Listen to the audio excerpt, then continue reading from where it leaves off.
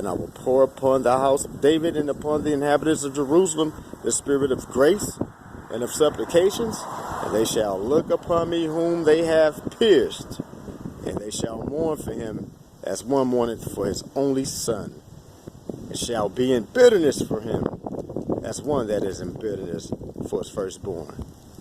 And don't think that that didn't come to pass already, you false prophets in the Christian church. All right, you see that? The people who pierced the Lord, all right, they did look upon him and mourn in bitterness. All right, that's right.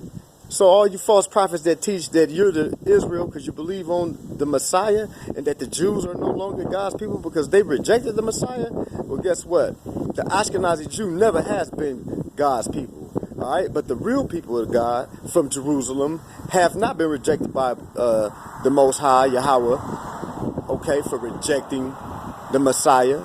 This scripture shows us that we mourn in bitterness of soul as for a firstborn child when we realize what we did. And that's what happened in Acts, the 2nd chapter, when Peter preached the gospel to them people, okay? That's right. And all over, in other places in Acts, you know, when the people asked in the 2nd chapter,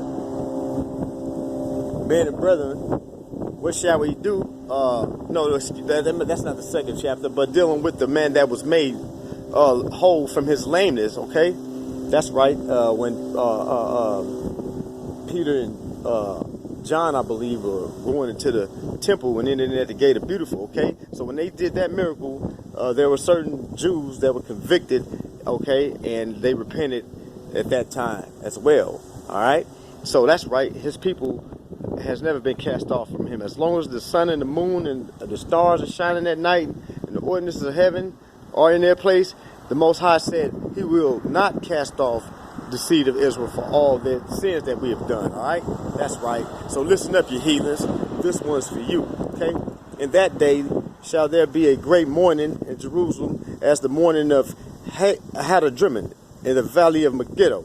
And the land shall mourn every family apart, the family of the house of David apart, and their wives apart, the family of the house of Nathan apart, and their wives apart, the family of the house of Levi apart, and their wives apart, the family of Shimei apart, and their wives apart, all the families that remain, every family apart, and their wives apart.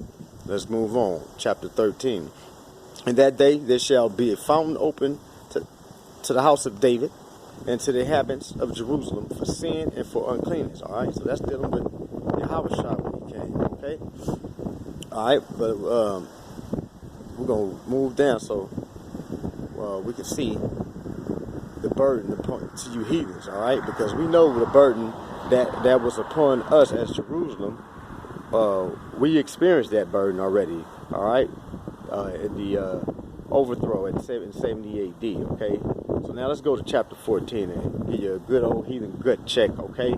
Behold, chapter 14 and 1, Zechariah, behold, the day of YAHAWAH cometh, and thy spoil shall be divided in the midst of thee, for I will gather all nations against Jerusalem to battle, and the city shall be taken, and the houses rifled, and the women ravished, and half of the city shall go forth into captivity, and the residue of the people shall not be cut off from the city.